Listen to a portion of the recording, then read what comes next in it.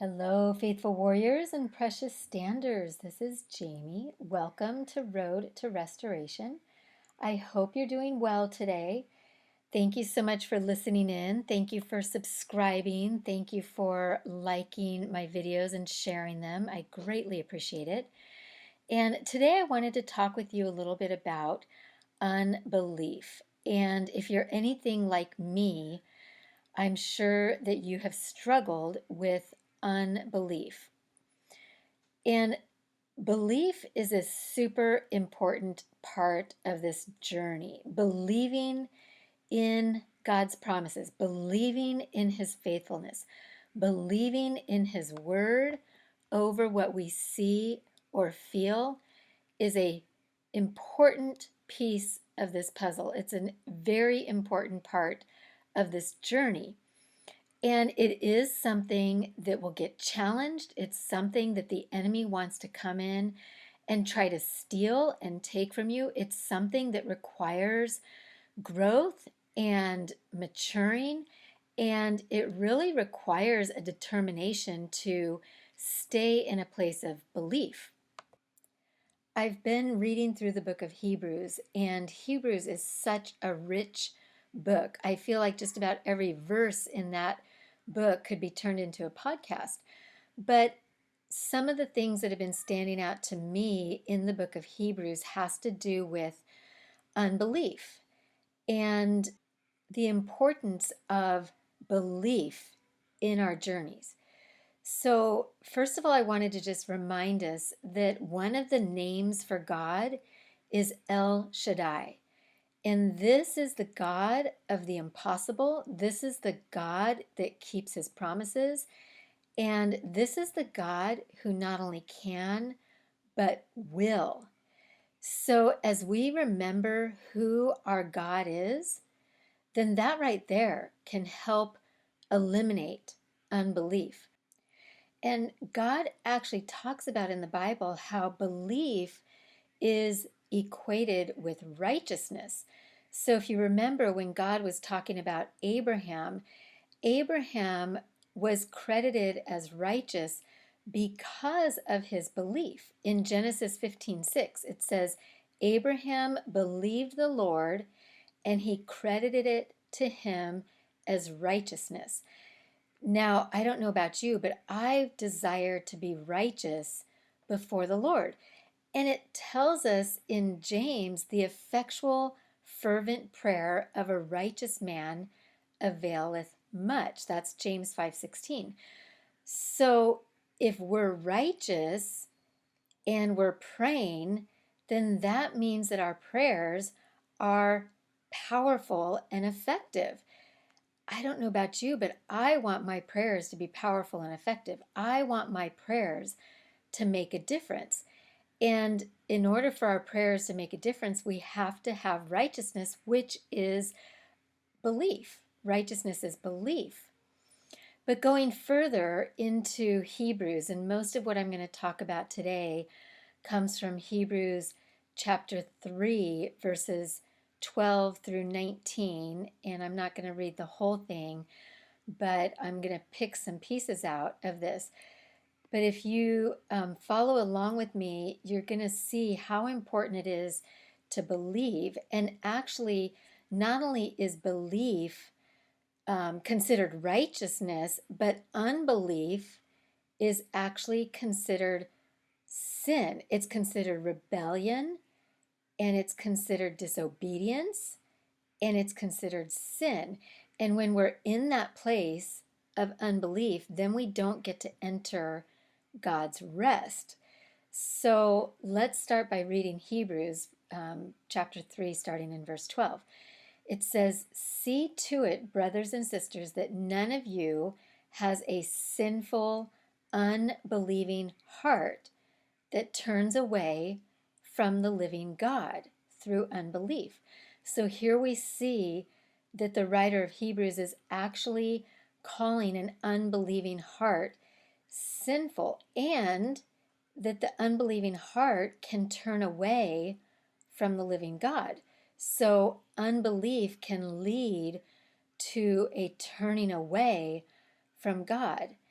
And then he says, but encourage one another daily so that none of you may be hardened or rebellious by sin's deceitfulness.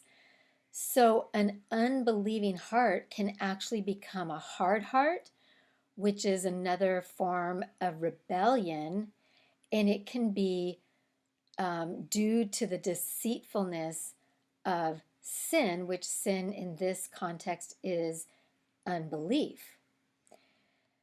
And then continuing on, who were they who heard and rebelled? Were they not all those that Moses led out of Egypt? So here we're talking about the Israelites being led out of Egypt. They heard God's promises, they heard God's faithfulness, they knew where God was taking them into the promised land, but it says here they heard and rebelled. So you can hear and still have unbelief. You can hear and have rebellion. Were they not all those that Moses led out of Egypt? And with whom was he, meaning God, angry with them for 40 years? Why was God angry? Because of their unbelief, because of their rebellion, which is the unbelief. Was it not with those who sinned, whose bodies perished in the wilderness? What is the sin that the writer of Hebrews is talking about here? That sin is the sin of unbelief. He's equating unbelief with rebellion and with sin, and therefore they didn't get to enter the promised land. Verse 18, and to whom did God swear that they would never enter his rest, if not to those who disobeyed? So here we see that the disobedience led to a lack of rest. They were not able to enter into his rest because of their disobedience, and the disobedience was directly connected to their unbelief. And then verse 19, so we see that they were not able to enter because of their unbelief. So when we take this writing here in Hebrews 3 and we apply it to our journey of standing for our marriage restoration, we have to take a step back and think about, what are God's promises? God's promises are that he would heal us, that he would restore us, that the two become one flesh, and that nothing shall separate, that whatever we ask according to God's will, we will receive. These are some promises that we can stand on, that we can claim, that we can hold on to and trust that God is bringing them about. But if we go into unbelief, if we don't believe those promises, if we put more weight and more importance on what we feel, the pain we feel, the rejection we feel, the betrayal we feel, if we put more importance on what our spouse is saying, that they're never coming home, that you never should have gotten married, that you're horrible together, that your marriage was toxic, whatever your spouse is saying, that they've met the love of their life, thank you, God, for bringing me somebody that knows me and gets me and appreciates me, whatever your spouse is saying, whatever you're feeling, whatever you're seeing that doesn't line up with the Word of God has to be pushed to the side, has to be removed, has to be cast away so that we don't enter into that place of unbelief. This is a discipline. This is a hard thing to do. It's not for the weak. It's not for the weary. Staying in a place of belief when everything around you is pointing to the opposite is challenging. And I'm not going to diminish the challenge behind this. as we've talked about before, this is probably going to be one of the hardest things that you're going to go through in your life. But God is a God who is faithful. He's the promise keeper. He's the one that does what he says he's going to do. He is the God of El Shaddai. He's El Shaddai, the God of the impossible, the promise keeper, the one who can and will. And when we take our eyes off the wind and the waves, and that's all the things that we're hearing, all the things people are saying, our feelings, when we take our eyes off of that and we lock our eyes on to the God who is the God of yes and amen, then we can stand in that place of belief. We can enter his promised land. We can enter the rest that he has for us, and we can be considered righteous, and our prayers are powerful and effective. So we see here in this section of Hebrews that unbelief is actually a form of disobedience, which disobedience is actually a form of rebellion, and rebellion is sin. So unbelief and disobedience leads us into a lack of rest.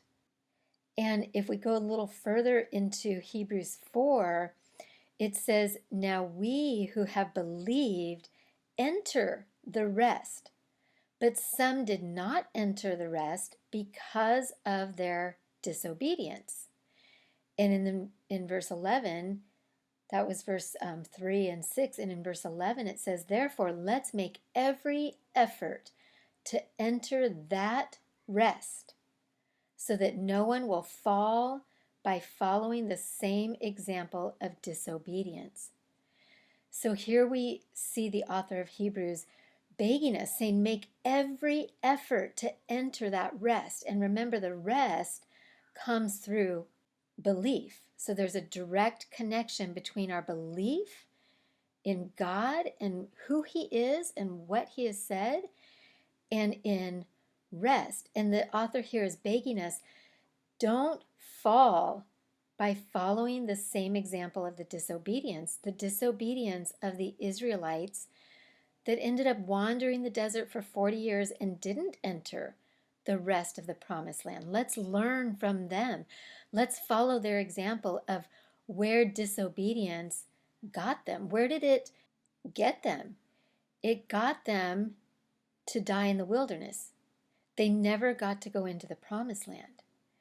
So if you're like me and you struggle from time to time with unbelief, and I'm sure we all do, because again, that is a tactic from the enemy. If he can get us to not believe in God's promises, then he can get us to stop praying, to stop fighting, to stop standing, to stop waiting.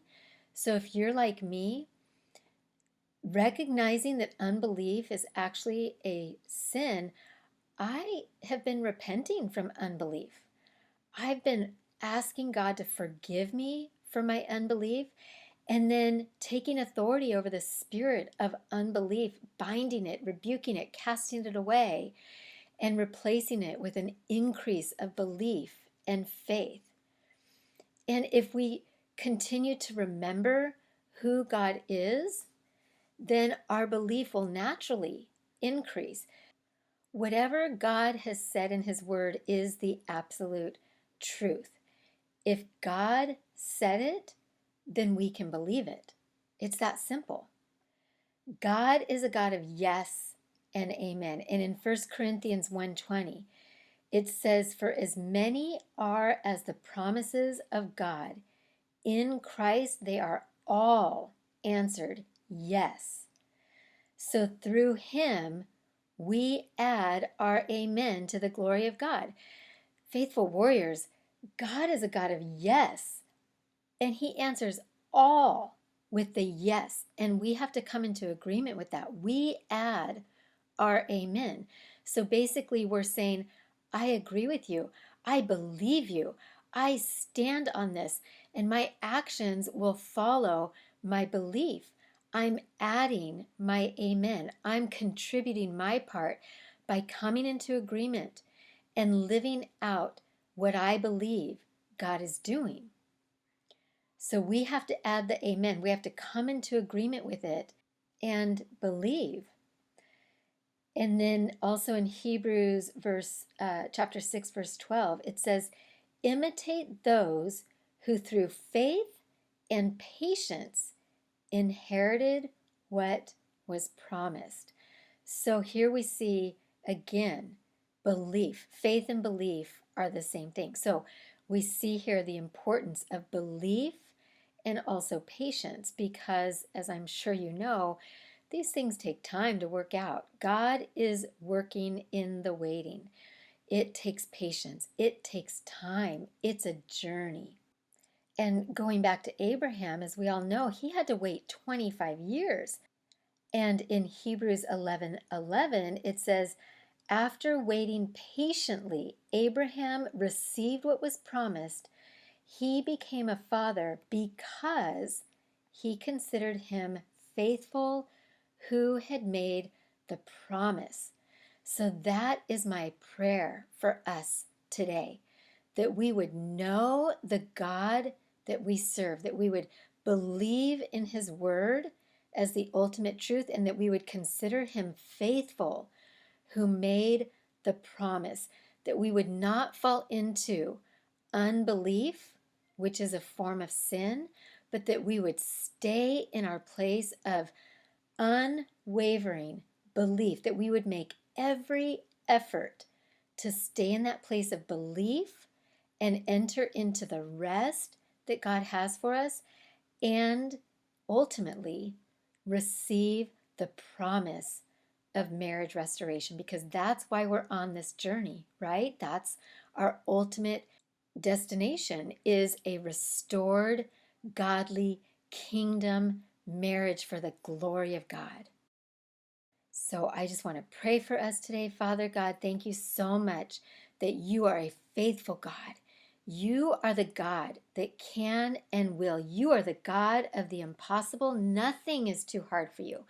Nothing means nothing. So Father God, strengthen us in this journey. And God, I ask that you forgive us for any time that we enter unbelief. Lord, help us to recognize it as a trick of the enemy. Help us to recognize it as a snare of the enemy, because if he can get us to not believe, then he can get us to not fight. And God, you've called us to not only fight this battle, but to win. You are the God of victory. Jesus came, he gave his life, he shed his blood, he conquered the enemy so that we could have the victory. So we walk into this knowing that victory is already ours. So I take authority over any demonic spirit of unbelief, and in the name of Jesus, I bind it, crush it, annihilate it, destroy it, and cast it away. And I declare that we stand in belief. We are strong in belief. We believe because we consider you who have made the promise faithful. Our belief is strong because of who you are. And God, we know that you are the God of yes. We add our amen. You are the God that does exceedingly and abundantly more than we could ask or imagine. And so we stand in faith, in belief, and we enter into the rest that you have for us and into the promise. I declare, decree, and release this in the power, in the might, in the authority, and in the blood of Jesus. No backlash and no retaliation. In Jesus' name, amen. Thank you so much for joining me today. I hope you're feeling encouraged. Please stand strong in belief. And if unbelief starts to creep in, just bind it and cast it away. Repent, bind it, and cast it away, and step back into belief.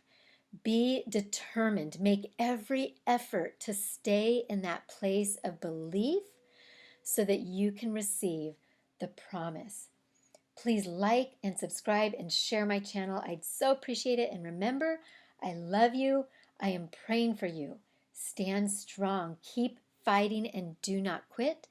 God can and will restore your marriage. Bye bye.